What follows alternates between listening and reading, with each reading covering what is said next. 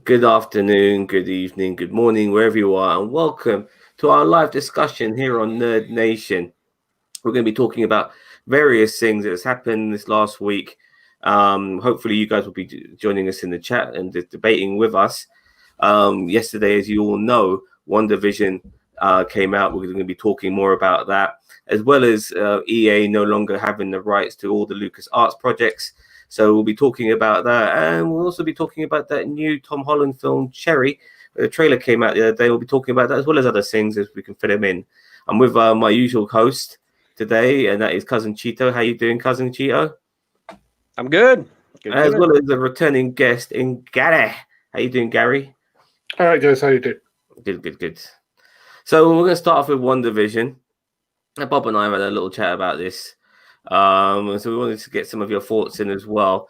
Bob, regarding how Bob feels, he's still maybe just a beyond the fence. He's kind of with it, but he's still a bit skeptical of where this could go. Personally, I'm loving this, and whether the payoff is good or not, we'll find that out eventually. But I'm loving the fact that I'm still in the dark, and I do expect eventually that the light will be revealed. But I love this whole new concept to a Marvel show, where not one punch is being thrown, not one single explosion is needed, not one bit of heroism is really required, apart from maybe saving someone from choking to death.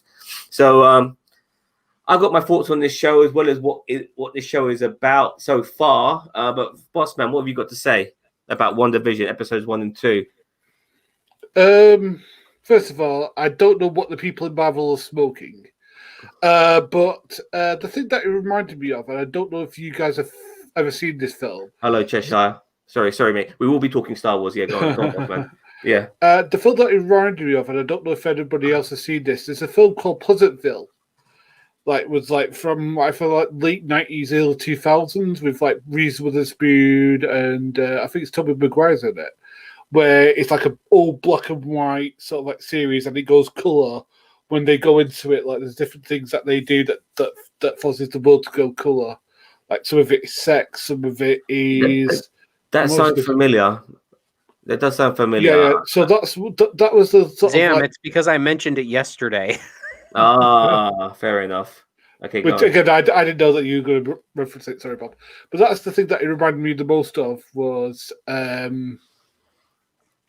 Pleasantville. Again, there was a lot of like cheesy, like 50s comedy throwbacks, like Bewitched, like I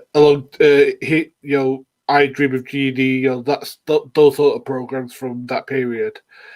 But again, the thing that I was reminded of quite a lot was Pleasantville, was the like kind of like, but then there'd be like sort of like weird things that would happen, like going like. What's going on? Why is this happening? And then all of a sudden, like, to be like somebody. I would do spoilers. I would do non-spoilers. You're doing spoilers, mate. Okay, because then there'd be like somebody in the beekeeper's outfit. And you're like, well, where's that come from? And or you'd see somebody in a control center. It's like, is this like some sort of like supervillain's plan or something like that? I mean, that's kind of what was intriguing to me. All right. Well, I think there is. This is how I look at it. This is exactly how I look at it. First of all, I think the only person not real is Vision. I think he's the only person who's made up. Everyone else in that world is a real living person, and they're somehow playing this role because Wanda is able to control people's minds. I think we have the two factions of Sword and Hydra. Bobby does think that Agnes might be some sort of magical character more in the realms of Doctor Strange, but I think Agnes is a Hydra agent, and subconsciously she's kind of still being this undercover agent in the form of Agnes, and she's still playing a role, but I don't think she's in full control of what she's doing. And that same goes with Monica Rambeau, who was Geraldine in the second episode. She's the Sword agent, and I do feel there's some sort of infiltration of both sides trying to get to Wanda. We saw the Stark Industries toaster. We saw the Hydra watch. Those are two elements of opposing sides, and I feel that in this, I like this. I do feel this show's going to become a lot more X-Filesy as we go on from what I've seen of the trailers.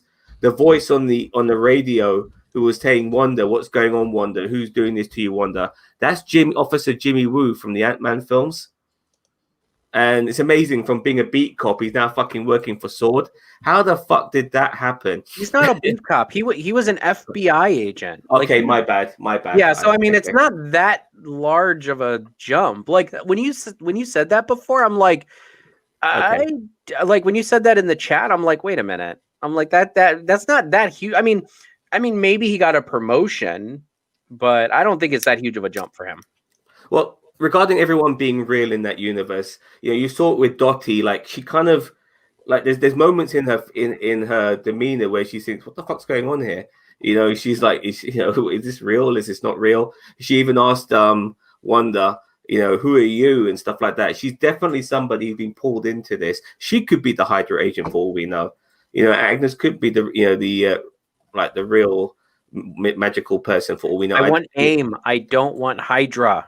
I'm done with Hydra. Like I said, it's not about being done with Hydra. They're an element of the of Marvel in general. They have a connection to Wanda. We're bringing back Baron Zemo for fuck's sake. He's one of the best villains in the MCU. He'll be in Falcon and Winter Soldier. So there's no harm in doing these sort of things. I think it's nice. I like it. Hydra's never truly gone. There's always going to be remnants of it, and I love the fact that they're trying to get to Wanda because she's so fucking powerful. This is what I think is kind of happening. I do like the comedy elements of this show. I love it. I love what they're trying to do. I love the undercurrent of seediness and darkness that something's gonna fuck up and something's gonna go wrong. It's all there. The mystery of it is fantastic, and I can't wait to get the next dose. Bob? Yeah, me too. I mean, as I said before, I feel that these first 2 episodes felt very fillery. In my many hours of watching Dragon Ball Z over the years, I know filler, and filler feels like this. I didn't hate it. I didn't, as I said, it's the return of the MCU. I don't have super high expectations. I'm not, as I said, I'm not sitting here going, get to the good stuff. Like, I want them to take their time with it a little bit. But even at saying that, I still feel like that they could have put a lot of this stuff in the first episode and make it like a 40-minute episode, and then episode 2. So yes, Cheshire. DBZ filler. That I know my DBZ, trust me. And Super nowadays, and Naruto problems, which is true. I've never watched Naruto, but I have heard about Naruto. This is like where me and you differ, Bob, because I just find it very hard for filler episodes to be like the pilot episode. It's usually the bedding in, grounding episode where you have to just go with the grind of the episode before you can get things really going. And from the second episode onwards, well, we haven't gone onwards after that, but the second episode really felt like it was going places. And I'm not sure about yourself, Bossman, but I kind of forgot that I was watching a Marvel cinematic show. But at times I did feel like I was watching a classic comedy. Did you get that too? Yeah, to a degree, but then like he would turn back into the sort of like Vision, the Vision character. Yeah. I know what you mean. As I said, there were bits of it that I thought were a bit out of place, like when when he swallowed the gum in the second one, and you saw like the cartoon of it going into his works and clogging up his works and making him act like a drunk person. I was like, well, can't he just go inside himself and take it out and just go whatever? But I thought like that was the whole thing, that Paul Bettany was just supposed to act drunk in that particular stage. Again, like the thing is that as I said, I just it was just one of those things where you're just like, okay, I get what they tried to do. They tried to parody all those like 50s and 60s comedies, but again, like as I said, I saw this, and I can't help saying this. I saw this better done in Pleasantville. It's not as good as Pleasantville, which I think, again, I'm not saying it's a high, you can't get higher than it, but it's the thing that I did compare this against, which was Pleasantville. Because I was trying to make some social points. Don't you think this is more like a Twilight Zone sort of thing going on here. I'm getting more of that vibe, a bit of, and I said maybe by the looks of things, when we get to see outside of Wanda's bubble, I feel it's going to have very X-Files vibes with it, with loads of perimeter fencing from the government and the FBI and God knows what, shield and sword and fuck knows. I really, and I do feel it's going down. It's got that more of that sort of vibe in it when it comes to the darker elements. Obviously, it's got the Bewitched and the Dick Van Dyke sides when it comes to the comedy elements, but these darker elements, you just remind me of the classic Twilight Zones.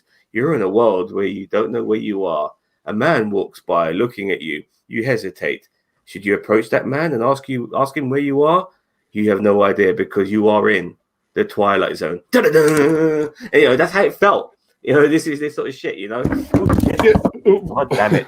My headphones fell off. It did feel very Outer Limits. Yes. It did feel very Outer Limits. Sorry, mate. It did feel very Outer Limits, but as I said, Outer Limits, all of that, yeah. But as I said, the thing that I'm sure that he was going for was Bewitched and I Dream of Genie and all that sort of stuff. Yeah. I think so, for sure. But as I said, I don't think it quite got there. I mean, there are good things about it. As I said, Paul Bettany was great in it, but he's great in everything. And as I said, I hate to say this, but the one that stuck out as not really knowing what to do was Elizabeth Olsen. She just seemed very. She's leaning too much into it. Whereas I thought what's her name, Catherine Hahn was really good in this, and I like. Agnes was great, man. You could just tell she's evil, man. You could just tell that she's definitely the bad guy in this show. I don't know in what way, but she for instance, she has a brooch, and I do feel that brooch is significant. She had a brooch in the first episode that was around her neck, and then she had a brooch in the second episode that was on her chest. And in the third episode, I saw a picture, and she's got the same brooch on. That brooch is a significant thing, and it will play a part in some way, somehow. But yeah, I can't wait, and I'm very happy that the MCU, as far as I'm concerned, is back with a bang. This might not be the ideal sort of MCU for a lot of people who are into wham bam action, thank you ma'am sort of shit, and they will get that with Falcon and the Winter Soldier, guaranteed. But this psychological side, this can only be done as a television show. Nobody would accept this as a movie, and I'm loving it. I'm loving it. Cheshire said, do you guys think there'll be cameos from other characters? Definitely. I think Stephen Strange is a guarantee. No, you don't think so? The fact that this leans into Doctor Strange. I think that Wanda obviously is a co-star in the Multiverse of Madness, but you might be right if he shows up at the very end of the show and says, "Wanda, what have you done?" or something. But I don't think he's going to be in a whole episode. I highly doubt that. I don't know. I think it's going to be more than a Wanda, what you done thing. I really do. I think it's going to. They can't just do it like that. They're not going to give you that much of a tidbit. I think there's going to be more of him than people realize if he does come up on the show. But in my opinion, the most important person to be on this show, to get through to Wanda, probably the closest person she has at this current time, is Hawkeye. Agreed, 100%. Clint Barton needs to show up in this show to get through to her, because he has a decent connection, a decent bond with her, which began in Age of Ultron. What would have been hilarious is if, and I know that we don't know, this didn't happen so far, or not so far, but at all. But wouldn't that have been hilarious if Jeremy Renner turned out to be the boss, like the Paul Bettany's boss? I don't know if that. You know what? If he was in that show, that would be hilarious. But then we would be speculating on his involvement. It'll be too much of a distraction. Oh, but if you mean he physically changed him to look different, Wanda has, to make him into a fat cunt. Is that what you're saying? No, I meant just Jeremy Renner was the boss. He tried to get through to Wanda, and then he got roped into this, because you've only seen him in one episode so far. So I mean, he could have came in the season premiere and then whatever. Well, do you think Hawkeye should be in this, Bossman? I was just saying, but the one that makes sense for when the season period is would be Captain America, would be Steve Rogers. Considering but he's over 100 years old now, so no. But the thing is, because the show, the whatever show it is supposed to be set in the 40s or 50s. He would have been what in his 40s, maybe 50s. Yeah, no, they haven't gone back in time, boss man. I thought the whole thing. No, she's changed the world around her, but they haven't gone back in time.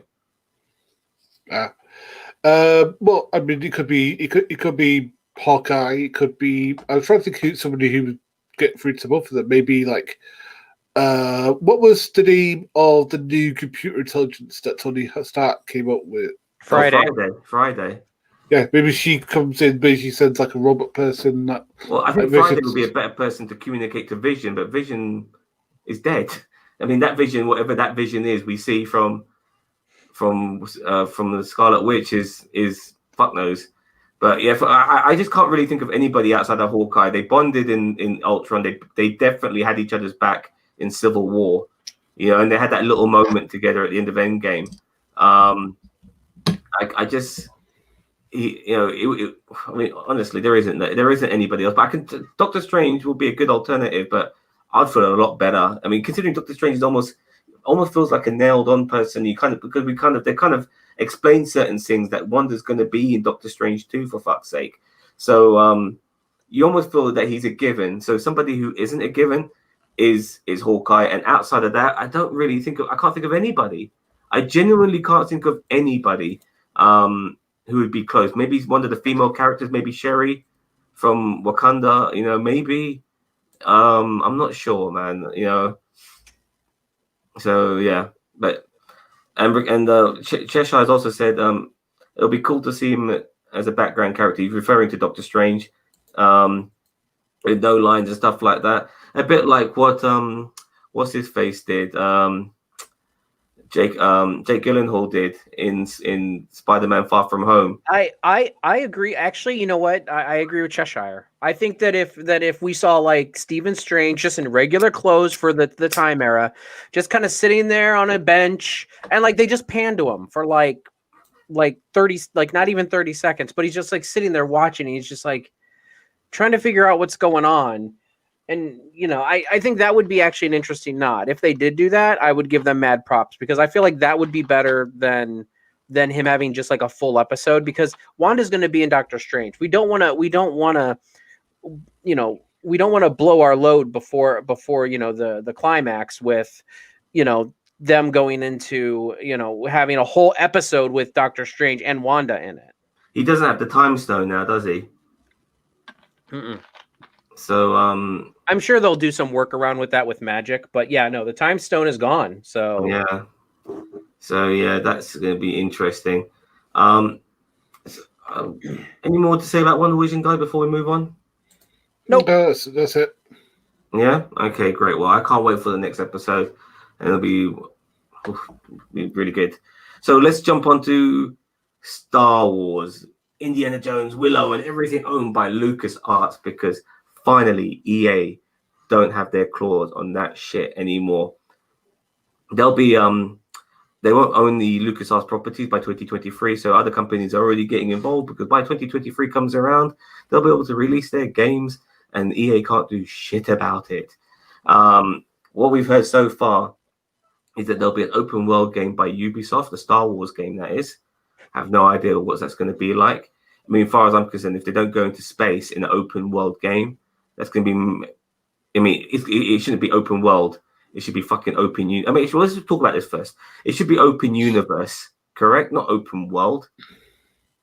You guys agree with me on that?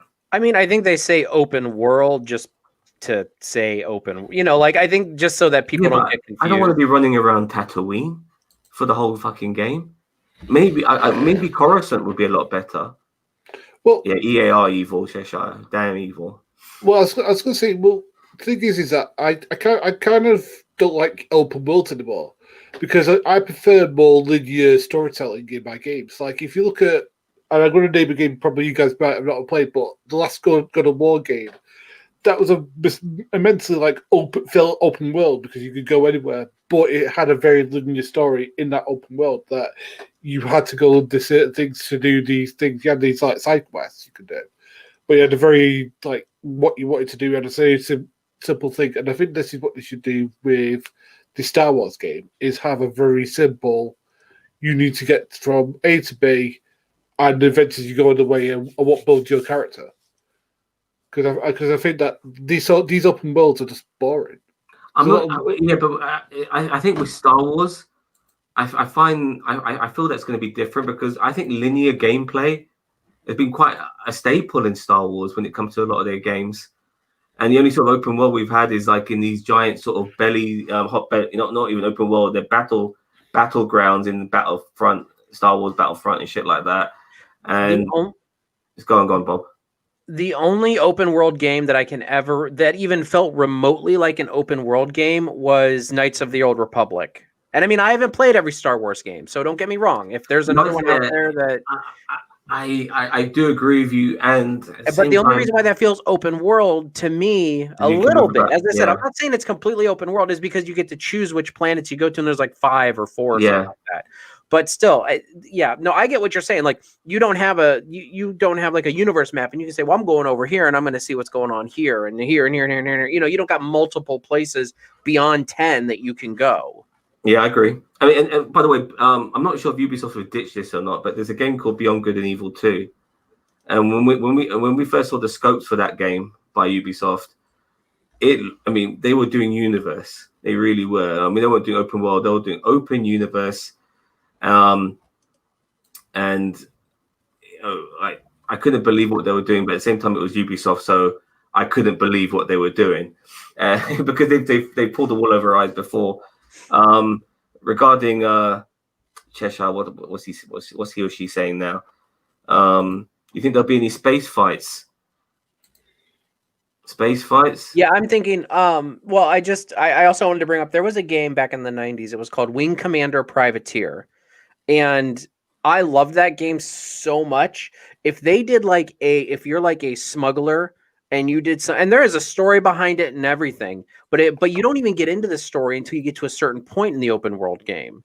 I mean, you can have like little things here and there, but if they did that kind of game with Star Wars, holy crap baskets, that would be like, it would be amazing. You could go to, it's like it's a little bit of a resource management. It's a little bit of an open world, or it's a big of an open world. But Wing Commander Privateer, in my mind, in the 90s, was the pinnacle of what an open world game should be.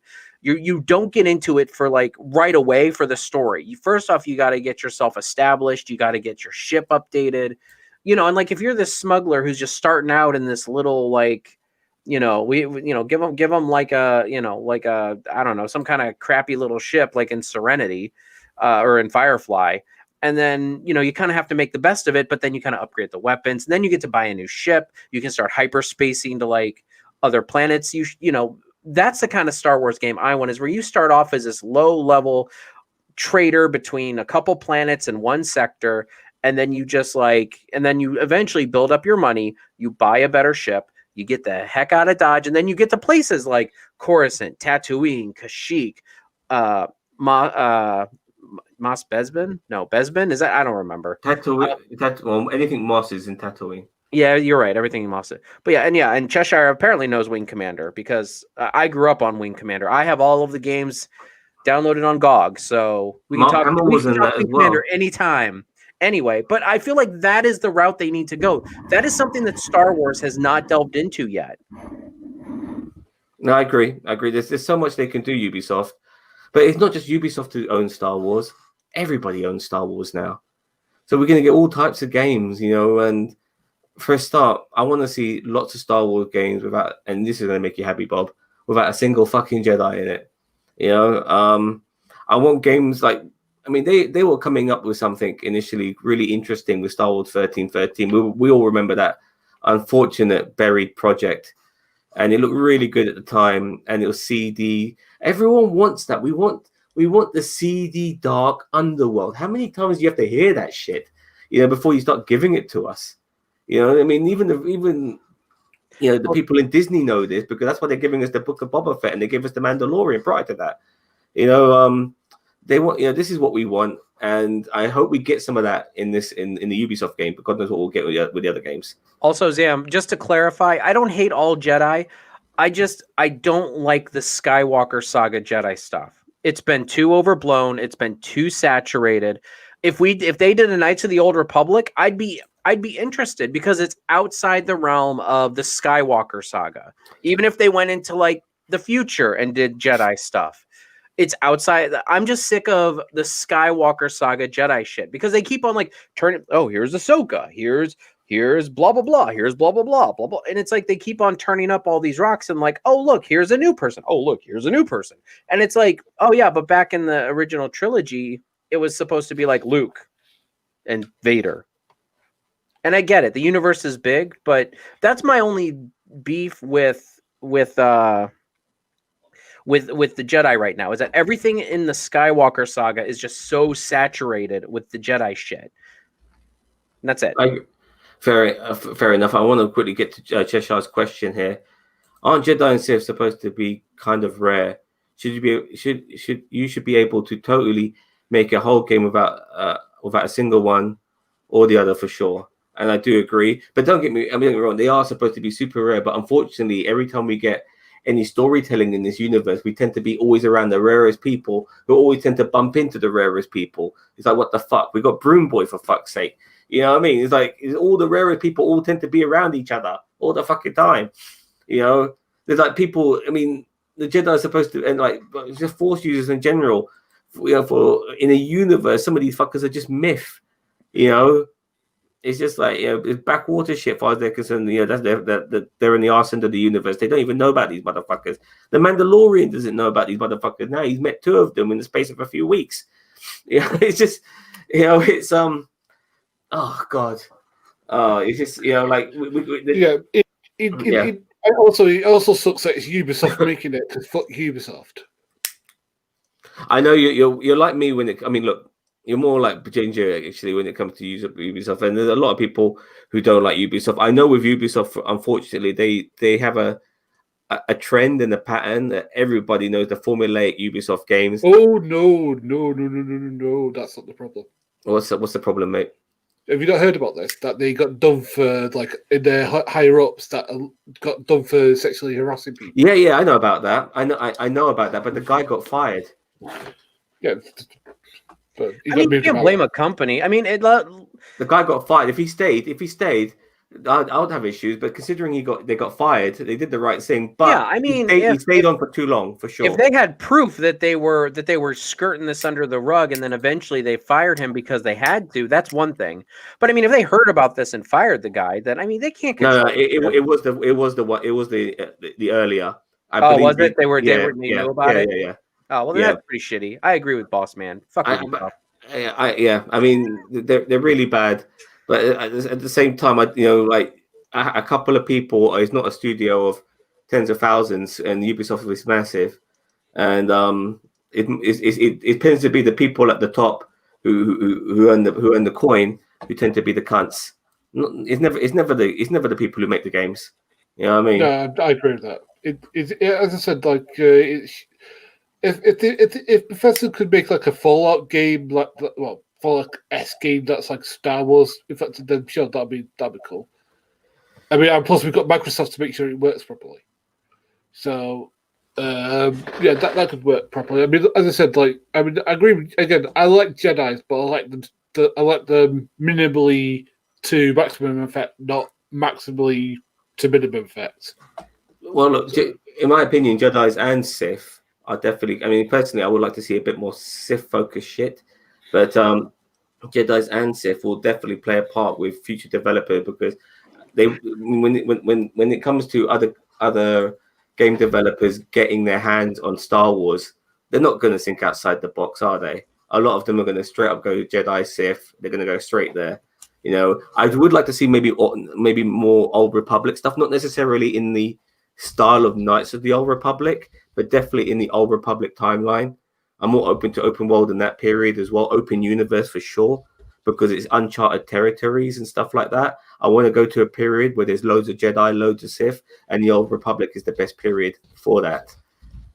I mean, and people are screaming for it. Yeah, people are screaming. They never give people what they want. We want Old Republic. Oh, how about High Republic? No. Well, that's no. The only reason why is because the only reason why they did that is because I lost my train of thought. Is because Disney didn't create it, and Disney wants what they create to be the thing. Yeah, but unfortunately, they've realized now is that what we want is the same, because when we got Luke Skywalker back, we all lost our shit. You know what I mean? Yeah. Well, no, that's why I didn't lose my shit, because I'm like, as I said, I mean, I'm glad it was Luke and not some brand new character, Ezra Miller. But it's just like, still, it's like, God. No, but not just Luke Skywalker. You know, we got Boba Fett back. We got Ahsoka Tano back. We got Bo-Katan. We got a whole bunch of people, and we all love that shit because those. I mean, the prequel characters, maybe not so much, but definitely Boba Fett and Luke Skywalker. Ahsoka Tano, yeah, for sure. She's been around long enough, you know. So like, these are more original Star Wars characters, and people loved that shit. I mean, they felt that we were involved in Star Wars just after the period that matters the most, Return of the Jedi as well. It felt like a continuation. Finally, we got it. This is the Star Wars we wanted, and I think Disney, outside of Kathleen Kennedy, will probably think themselves, you know what, we own this shit. Let's just milk it for what it's worth and use all the information we got. We've got tons of lore. Use it. You know, and fans will fucking eat it up left, right, and center. And I think they're starting to realize that. I have heard that apparently that Disney somebody within the company wants to distance themselves from the sequels, which is, I think, is a mistake. Because why not just use that? Because you've created this entire lore of the New Order, of the start of this new thing. Why you got like a lot of period between Return of the Jedi and Force Awakens. Why not use that period to like build stories? Like The Mandalorian is between those times, and it has built a really good story. You can build all those other stories based upon that time. I'll be honest. I'm both ways on this one. If they bridge the gap, I guess I'm fine with that. If they eradicate the sequels, I'm fine with that too, because I fucking hate all of the films, man. I think all 3 films are absolute shit. So that's just my personal opinion. I would have no problem with them if they use that time travel thing, because we've seen that in the in Rebels. You know, there's that vortex in time and shit. Ezra Miller pulled Ahsoka Tano through that thing when she was fighting Darth Vader in Rebels. I'm not sure if you guys know what I'm on about. No? It's there. I've seen it. You know, he's in the world between worlds or some shit like that in the Force. And Ahsoka Tano is just about to be killed by Darth Vader. And she pulls him into the Force, into the interdimensional fucking time world. And if they use that shit, which is established in canon, but it's in Rebels, if they use that shit, I have no problem with them getting rid of the sequels. Honestly, it was a failure from the start. They had no idea what they were doing. They didn't know how to wrap it up. And as much as you like the Rian Johnson film, Bossman, I felt it closed too many progressing storylines. And I don't think Rian Johnson helped with progress, because I felt a lot of closure happened after Last Jedi. Last Jedi. Yeah. So I think that what happened there was that Disney were pussies. Excuse the French, but like were pussies and basically well then, oh no, somebody actually wrote something that's actually half interesting. We need to go back and do something really boring, like bring back the Emperor. It's like, you're a rabbit. No, I agree. I agree that they were stupid to alter the course of what Rian Johnson had kind of done, but Rian Johnson himself altered the course of what J.J. Abrams did, which was kind of unfair on his part. You know, like, he opened up so many things, and instead of progressing that, he cut it off. You know, he chopped it in half, literally. So I don't think he helped the cause, but nevertheless, I don't want to go too much on that. If they eradicated the sequels, I wouldn't mind. If they bridged the gap, I wouldn't mind. I'm not sure how you feel, Bob. I didn't hate the sequels as much as you guys did, but I know I'm in the minority with all that. I mean, I didn't hate The Last Jedi. I didn't hate Rise of Skywalker. I didn't hate The Force Awakens. Actually, I kind of liked the way Luke was portrayed in The Last Jedi. So, I mean, the old, because who would have thunk it? A Jedi goes into exile and cuts himself off and grows a beard? Oh, when has that ever happened before? But I mean, like, I do, but I do feel that they kind of gave Luke the shaft in the end when he died at the end. But I mean, I've never seen this Ezra Miller pulling Ahsoka. I just thought she showed up or something in Rebels, like eventually because she survived or something. I don't know. There's just a moment in Rebels. I never really watched Rebels and all that shit. But I haven't seen it. I saw the clip. I saw the clip on YouTube, and they're fighting, and it's the part where you in one episode of Rebels, or I think Ahsoka Tano died, or you believe Ahsoka Tano dies fighting Darth Vader because of the big explosion. Obviously, Darth Vader survives that because of the fucking movies and shit. So that's the last you see of Ahsoka Tano. But then I believe Ezra, I keep calling him, Ezra Miller. He pulls her out from dying from that explosion, and because Darth Vader has got his special suit and stuff, he was able to survive it and shit like that.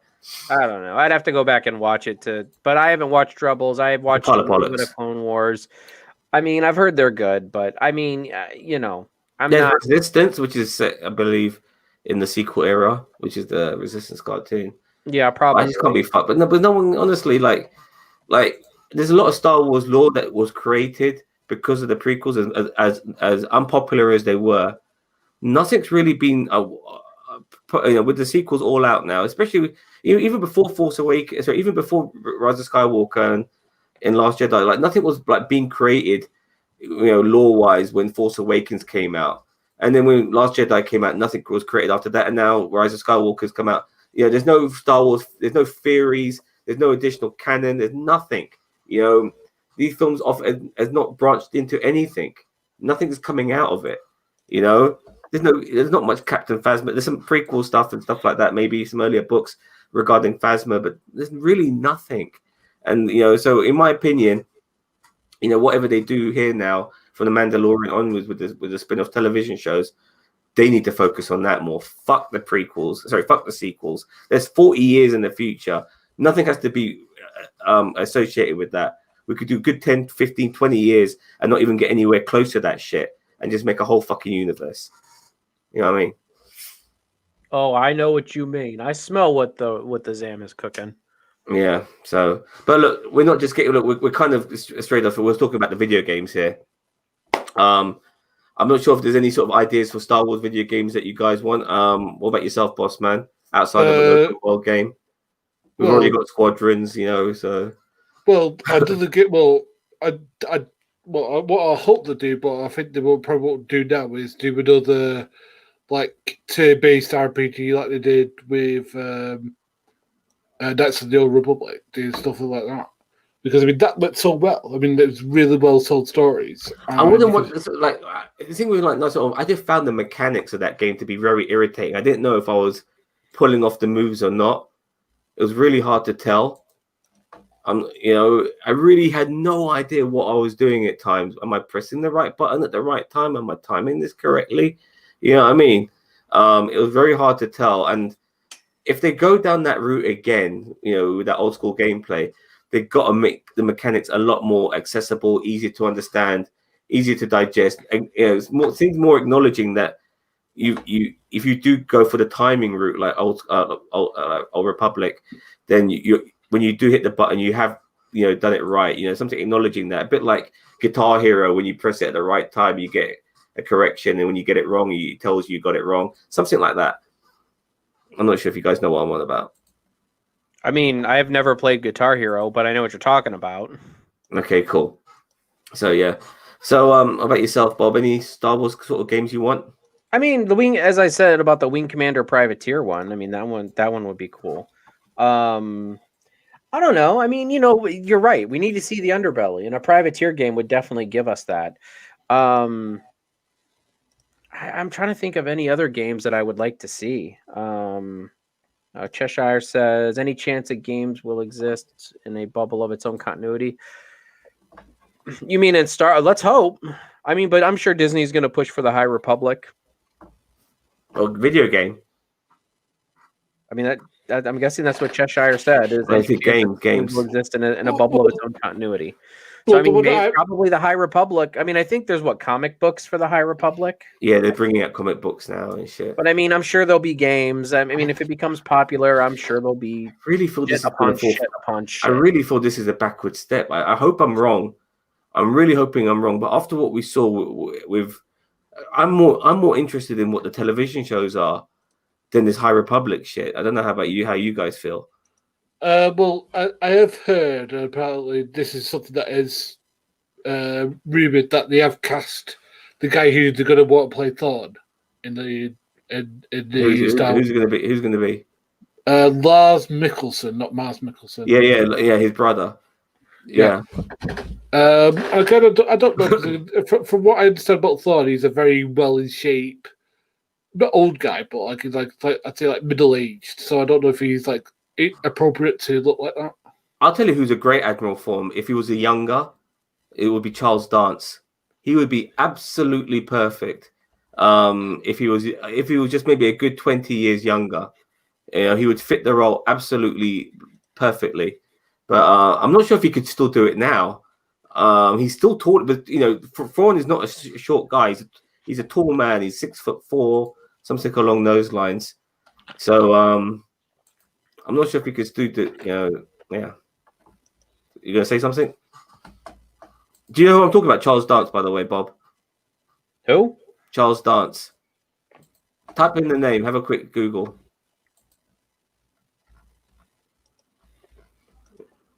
Okay. Which Lannister was he played? The Tywin Lannister, I think. He played. I forgot what name of the Lannister. Yeah, Tywin maybe, but I always remember him from Golden Child. Shadow Numspa or something like that. That guy being Grand Admiral Thrawn, I think not. Have you not seen his acting performances? Well, he's too old, in my opinion. He's too old now, but my God, he's got the. If you see him in Game of Thrones, he's basically Grand Admiral Thrawn in Game of Thrones. I'm not sure if you agree. That's fine, but you need. I'm not saying he's like somebody in their 40s or at the very. Yeah, I agree. So I mean, if he was a bit younger, maybe if he was in his 60s, he could pull it off. But he's just too old now. It's a real shame. So if they would have put Grand Admiral Thrawn in like the prequels or something like that. I mean, he probably could have been in there. Yeah, for sure. I'm not sure who could do it now. Benedict Cumberbatch comes to mind, but I don't want him in everything. Yeah, I agree. Like I like Benedict Cumberbatch, but he's getting to be in everything. And he's in MCU. He's in Star Trek. Well, he was in Star Trek. Yeah.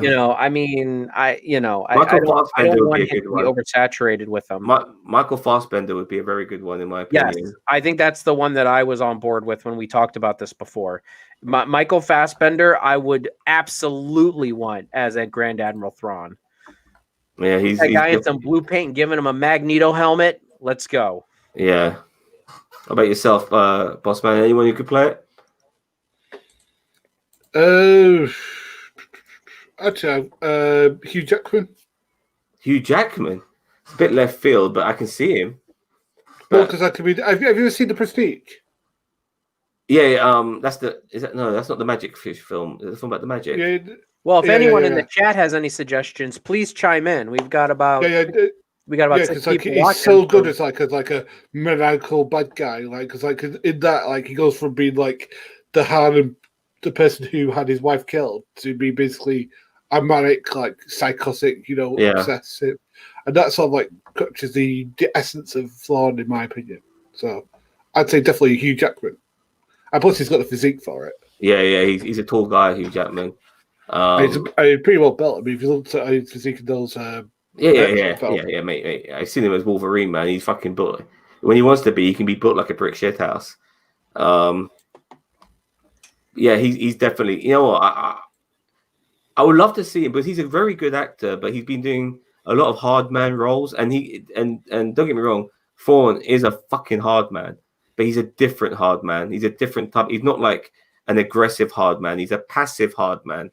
And he's very good at it, and there's not many people who can do it like he does. His intelligence frightens strong people, and I think Hugh Jackman could pull it off. But he's a good actor. He's not necessarily the first person I would think of, but I could see him doing it.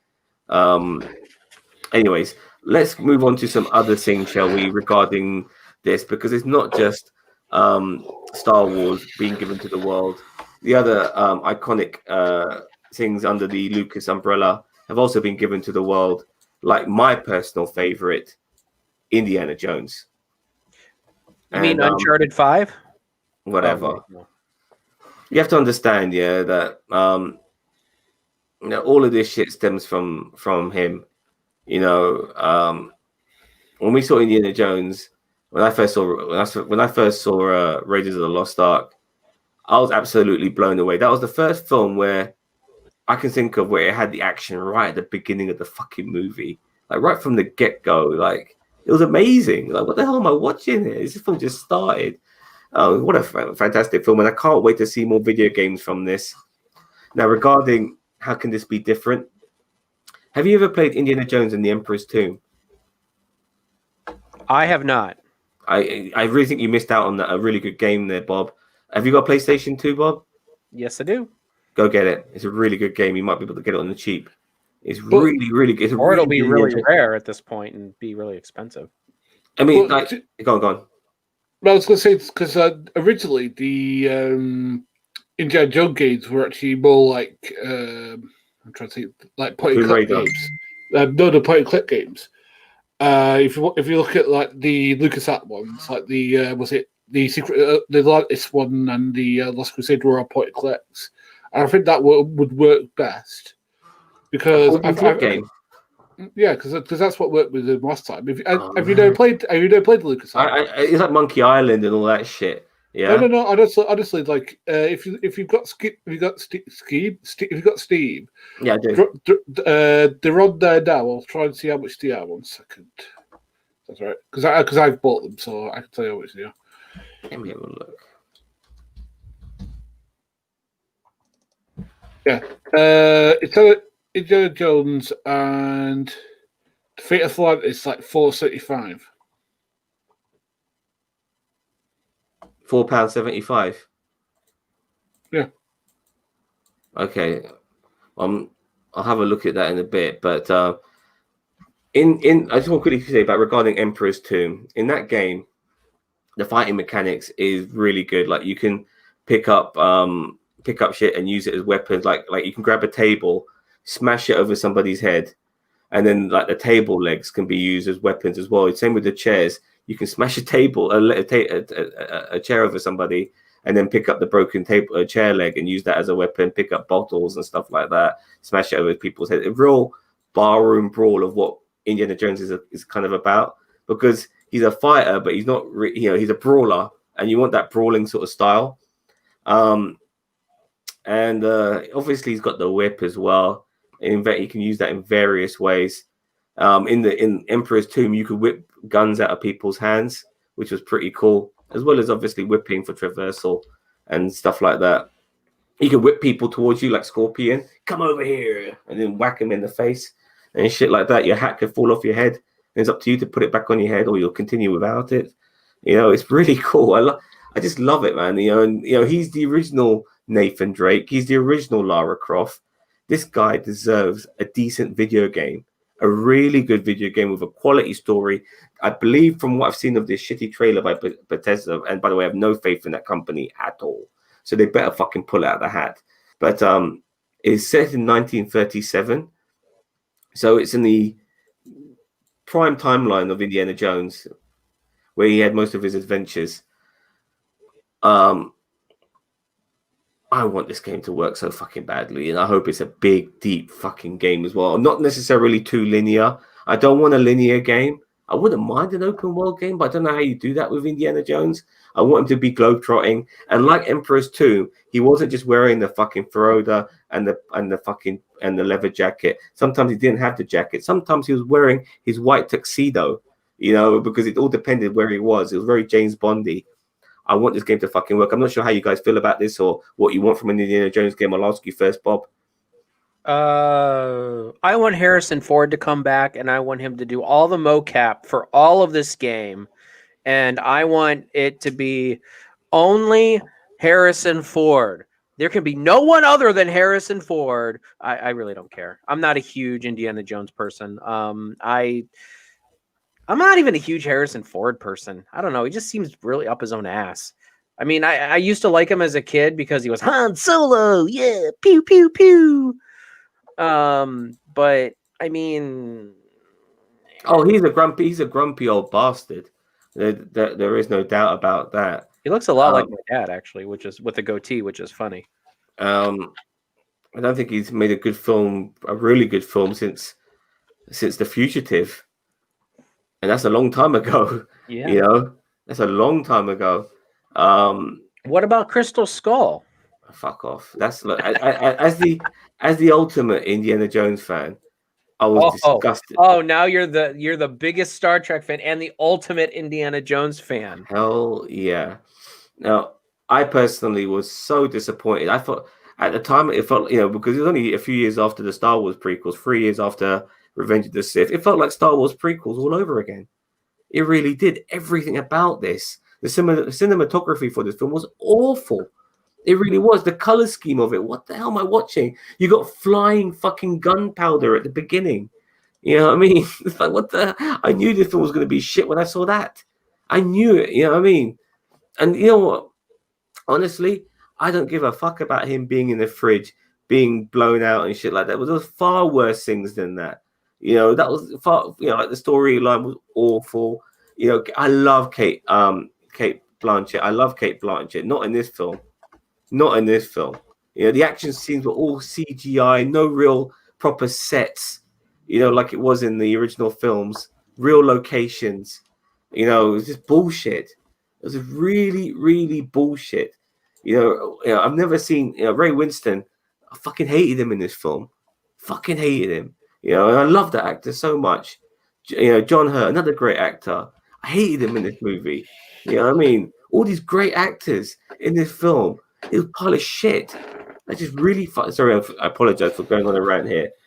I'm not sure how you feel about Crystal Skull, Bossman. The biggest letdown I've had one of the biggest letdowns I've had in the cinema. The CGI monkeys were a bit where I wanted to leave. I totally forgot. Yeah. But I mean, I don't know if that's one of Spielberg. I don't know if that's in like the top 3 worst Spielberg movies, but I'm trying to rack my brains now, thinking of what are the worst Spielberg movies. And ever since he started becoming kid friendly, after Temple of Doom, and he started winding his shit down, he hasn't been the same, in my opinion. He's made some good films, as I said. He went for the gore factor. He had a kid killed in Jaws. He wasn't fucking around. Yeah, he had a child get eaten up by a shark in Jaws. He wasn't messing about.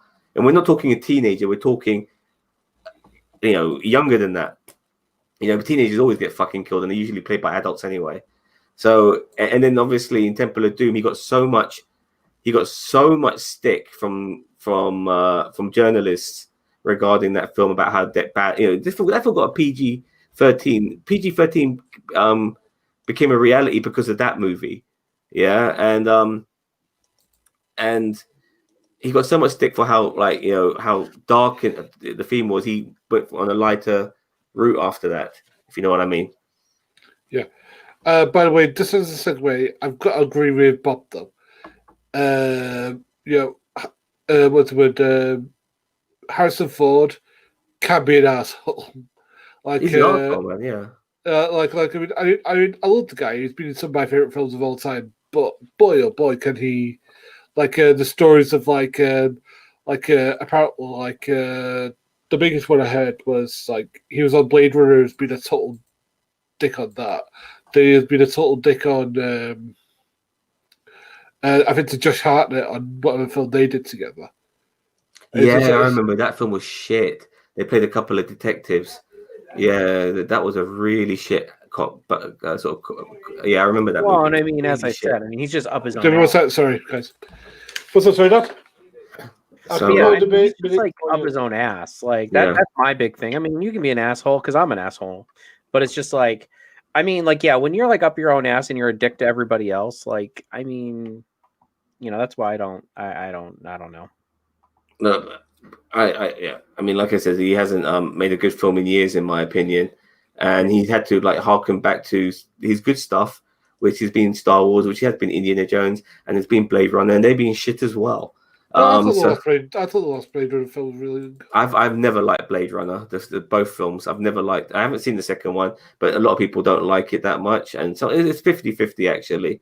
But I've never liked Blade Runner. I think the film should have been what it was advertising itself to be, which should have been a brainless, futuristic action film in the veins of something like Demolition Man. Yeah, but it wasn't. It was trying to be this cyber noir bollocks, and I don't mind that shit, but at the same time, it's just like, what a waste, because if you're going to advertise the film because they advertised Blade Runner as an action movie, they really did. If you look at the commercials for Blade Runner, the trailers for Blade Runner, it's an action film, and then they give us this shit. That I want to see him like going through windows, going bang, bang, bang, and I want him to be Indiana Jones in the fucking cyber noir shit. Oh man, that's what I wanted, and they gave us this bollocks. Ridley Scott is no different to Steven Spielberg and George Lucas. They create some really good shit, and then they fucking make loads of bollocks afterwards, and that's what these guys have done. As someone who loves Blade Runner, I respectfully disagree with you. No problem, mate. I just want to quickly say what Cheshire has been saying. He's saying the Animaniacs are a gold fight for him. What does that mean? The Animaniacs. Are you talking about the new one or the old one? Because I mean, I watched a couple episodes of the new one, and I don't think it's terrible. I don't think it's as good as the original, but whatever is. But the Animaniacs. You don't know the Animaniacs, Sam? Of course I do. But the point is, people going on like Animaniacs was like some of the best cartoons of that period. Because nobody cares about Indiana Jones. No, but the point is like, I don't think the Animaniacs deserve like this constant recognition of being amazing. This is a fucking shitty ass fucking kid daytime cartoon. That's all it was. Nothing more, nothing less. Shitty, but okay. I want to say shitty. I mean, like run of the mill.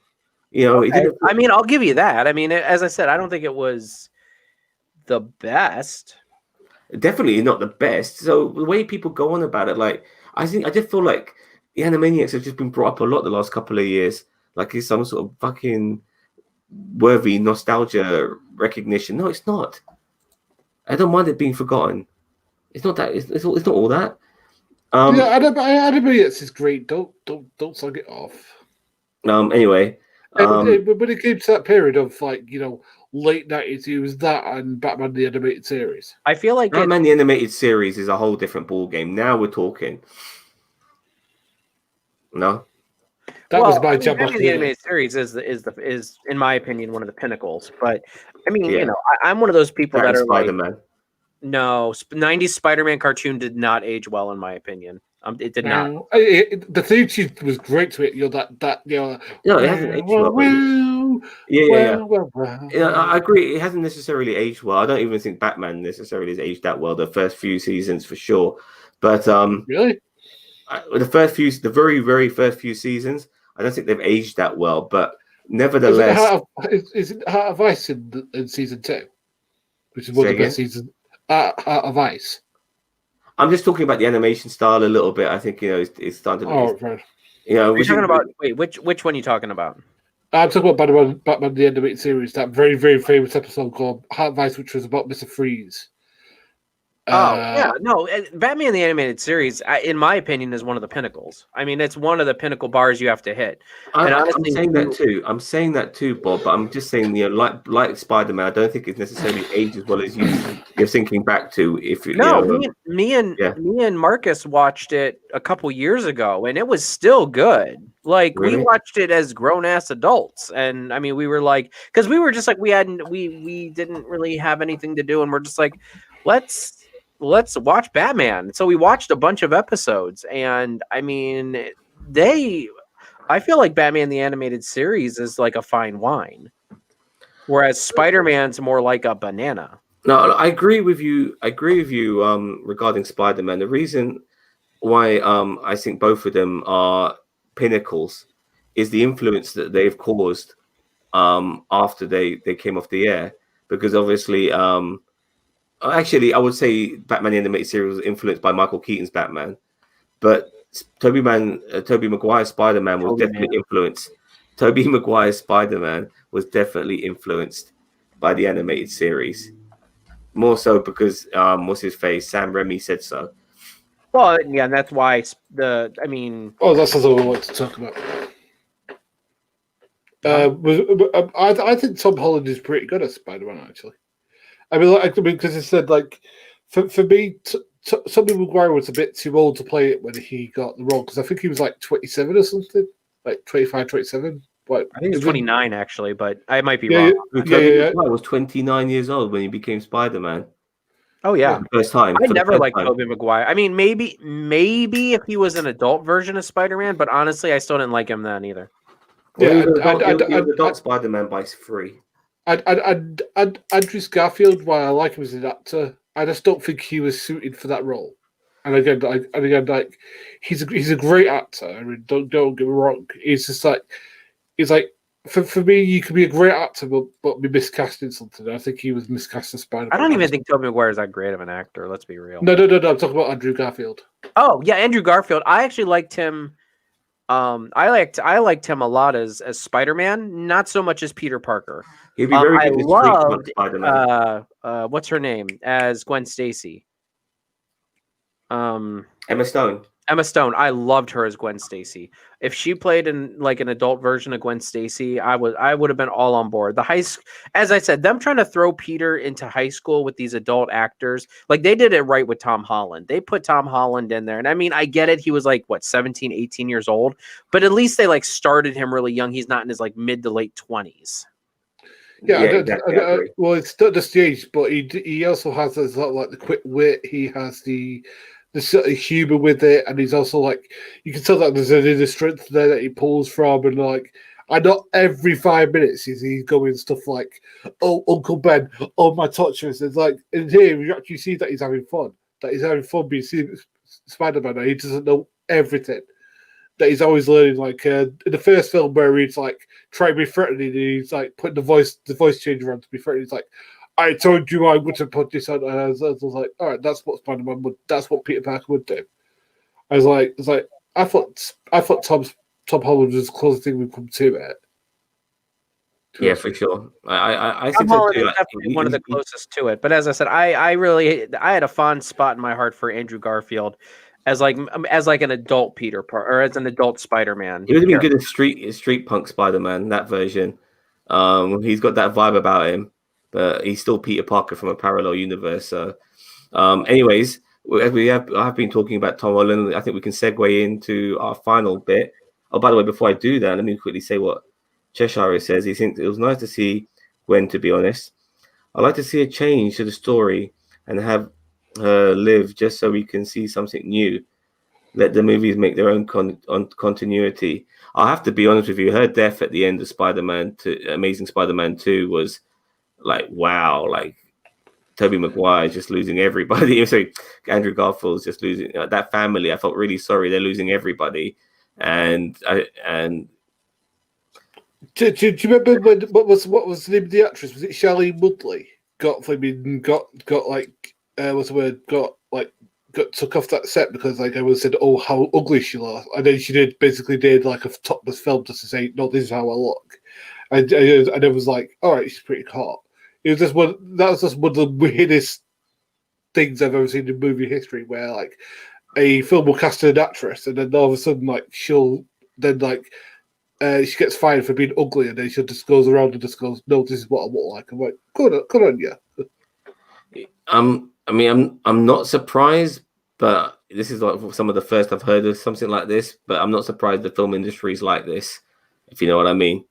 You know, when it comes to especially female characters, they're very artificial, and only recently have they started to go beyond just being attractive, and it's only been recently we've got characters like Tilly in Star Trek Discovery, who's a slightly chubby young lady. I mean, she's attractive in her own way, and what they do is they go either Chris Farley like in previous films, they go like either Chris Farley, like where you're large and funny, or like you're beautiful and whatever. And yeah, they're like trying to find that middle ground where it's like, Detme, I mean, she looks anorexic for Christ's sake. She looks more like one of the characters on fucking Lower Decks. She's so fucking skinny.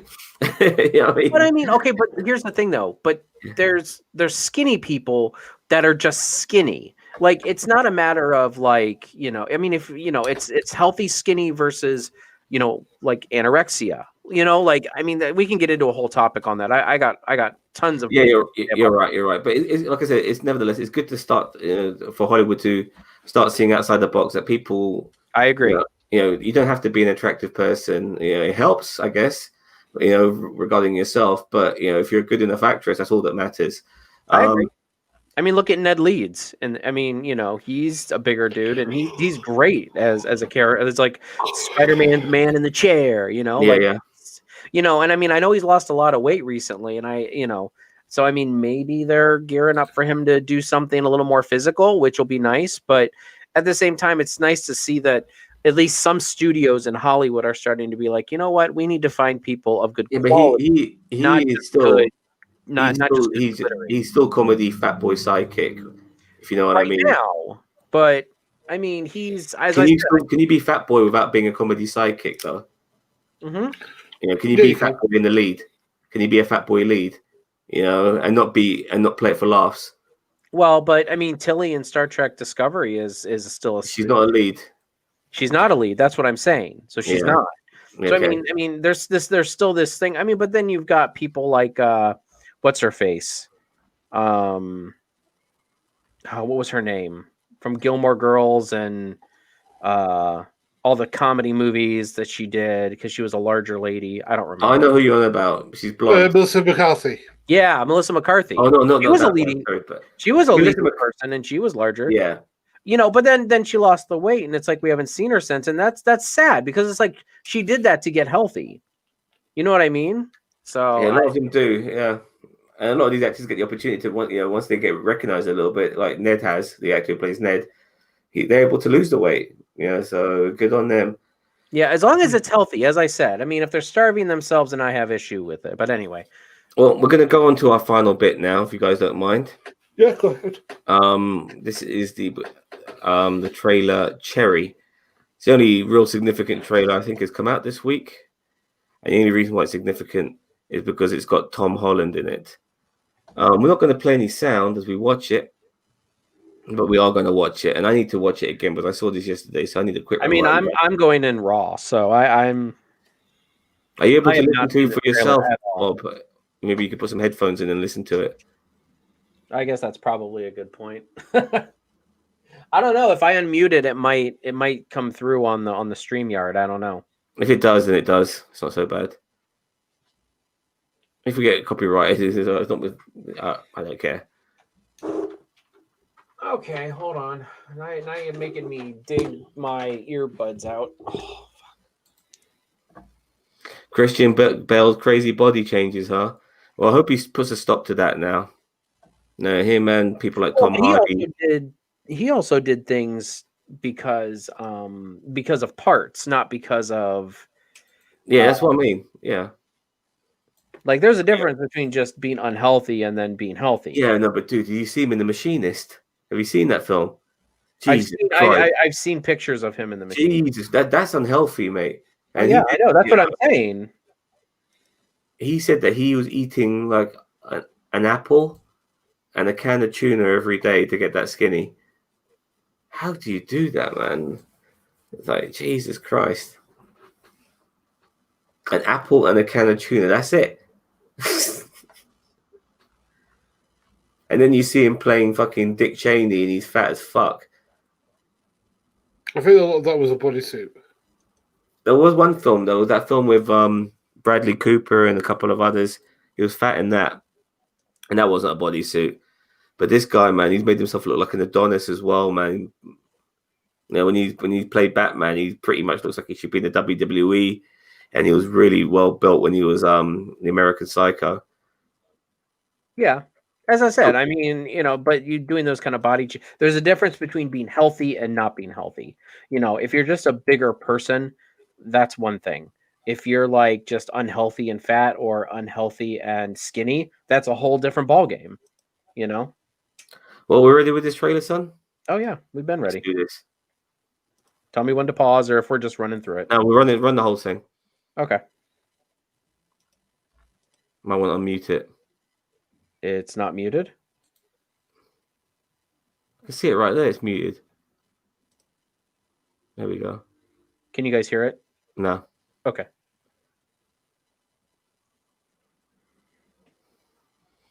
So it's made by Apple Films. So it's not going to come on the cinema, is it? No, it's going to be on. It's going to be on your phone.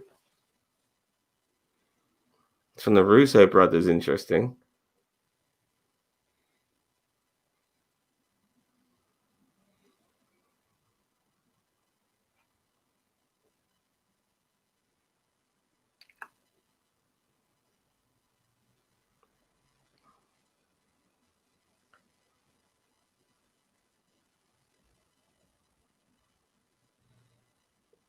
Can you hear it, Bob? Yeah, I can hear it. It seems to be all over the place. He's back in the States, then he's in Afghanistan. Is it sort of like a coming of age story? About a person just growing up in his life. Starts off at school, then joins the army. See how he changes his personality, going through all these different scenarios in his life. Is it like that? Look, he's trying to steal from a bank.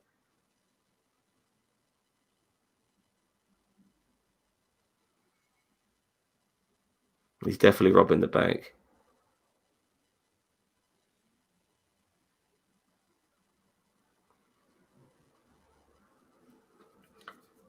After he's done Spider-Man 3, Tom Holland needs to play an antagonist type of role, a proper one.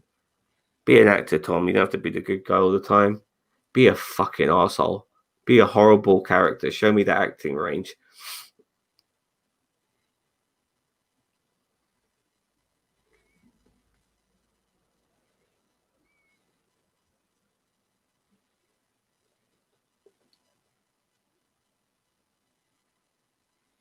So yeah, Cheddar.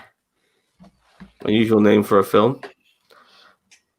But I'll be honest with you, I am not that interested in this movie. And the reason being is I saw some pictures of this film before I saw the trailer a few months ago. Some not set pictures, but like stills of the film. And you see pictures of, Tom Holland, he's holding a gun to someone's head and stuff like that. Apparently, they were saying that he was a junkie, he's playing a drug addict and stuff like that. That got me really interested. Yeah, that really got me interested. Tom Holland playing a drug addict who's robbing people. That's interesting. This ain't. Seeing this trailer now being played out and seeing him all over the fucking place, Afghanistan, here, there, everywhere. This relationship he's having with this girl. And several scenes of him robbing a bank as well, but for what reason? And like this thing about him being a junkie, you don't really see that in this. So what the fuck? I'm a bit upset that it's not what I anticipated it was going to be, and what I have seen hasn't got me interested either. So I don't care a damn about this. Just because it's got a very popular actor in it doesn't mean that I'm going to watch it. It hasn't got me interested at all. What about you two? Go ahead, Bossman. Part of me thinks it could be one of those, I'm going to compare it to a movie that I saw last year, and again, it looks like it's going to be a lot better than this movie. Reminds me a lot of Tenet, where people going backwards to go forward to go backwards, sort of thing. I don't think it's time travel here, mate. I don't know, just the way that it's coming across to me, that like he's in someplace else, and then he goes backwards, and then he goes forwards, and he goes backwards. If it feels like that, I'm very disjointed. It could make sense why he's doing that. I mean, unless you think it's going to be like a perfect film. I don't think the trailer is giving us a story arc of the film. It's just showing different clips of the movie. which is kind of what you want. I mean, you don't want to know everything going in. Yeah, it's not giving us the film in a mini, a bite-sized version of the movie, Bossman. It's just showing you different clips.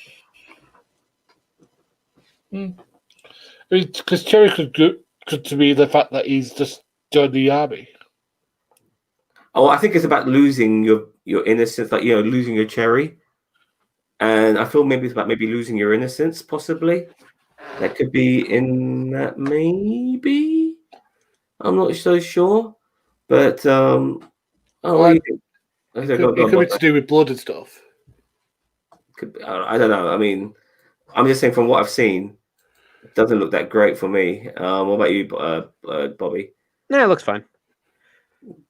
I mean, I'm interested to see our boy Tommy get a little bit more a little more acting outside the MCU under his belt. But I mean, that's about it. Oh, he did that film. It's on Netflix with Robert Pattinson and Sebastian Stan. Devil All the Time, whatever it's called. Yeah, and he's really good in that. He does he plays a southern USA guy, so he's got to put on that redneck accent, and he's really good in that. So is Robert Pattinson, but Robert Pattinson's fucking good in everything. You know what I mean? So, yeah, but yeah, he's in that as well. But I don't know, like, I have no problem with actors breaking out of what they're known for. I have no problem with that at all. Just looking at this film, I'm just not interested. Not interested at all. It just hasn't really got my juices flowing, and it's not what I want. I was hoping it would be. I really, like I said before, when I saw those pictures of him and apparently he's playing a junkie and he's robbing banks, I thought, wow, that looks like a really cool film to watch Tom Holland do. I saw what he wrote. Yeah. Ah, dang it! I did it again. My dyslexia. Yeah. Anyways, so yeah, that's the trailer. Got nothing more to say. What about you, Ginger? You've seen the trailer, haven't you? What do you think of it? He probably shot his load over it. God, I can't believe I did that. No one even said anything either. I didn't even notice it, man. Titan AE. I mean, it's so. Oh yeah, I see it now. AE. God, I can't believe I did that. I believe. All right, it. well, that's fixed. Lovely, Johnny. You like the look of it, Ginger, huh? we're talking about it. I mean, if you want to go back to like Star Wars and EA and stuff like that, I mean, we can talk about that stuff again.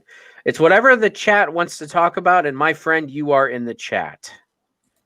Okay, Cheshire, thanks very much for joining us. Much appreciated. Don't forget to give us a like and the subscribe would be great too. And see us again for another live stream. Ginger says Cherry looks good. Don't know what he thinks looks good about it. Looks bollocks to me. Well, Zam, as you know, it's not all about you. No, I think the reason why I say it looks bollocks is because, like I said, it's not what I wanted it to be. It's not what it ended up being. Not what it was reported to me. I mean, it's cool that he's robbing banks and stuff like that, but is he going to shoot? Is he going to shoot the woman behind the counter, between the eyes? That would be interesting. I think he said about being polite when robbing a bank. Wandavision was good. Wandavision was fucking brilliant, mate. I thoroughly enjoyed it. These two guys are still on the fence, but I'm very much on board, and I love the slow unraveling. Not everything in our faces right now. Give us the mystery first, make us confused, and then explain it to us eventually. I'm looking forward to that. Ginger, yeah, you cannot let Zam have my title. Sorry, it's mine. I am the milk. I'm the milk toast anything. Milk toast gamer, milk toast viewer, milk toast filmer. Sure, why not? But it's mine. You pay royalties to that, bitch. Anyway. Yeah. So just to kill this dead space while he's frantically typing. Oh, and there we go. Loved it. The acting was so fucking good. And yeah, totally agree. Oh, I'm glad we're on the same wavelength, Ginger. But then again, we are the adults in this room. So it's totally understandable. You know, it's very hard to keep the pew pew pew bang bang bang bish bash bosh. I need explosions brigade happy. You know, but what can you do?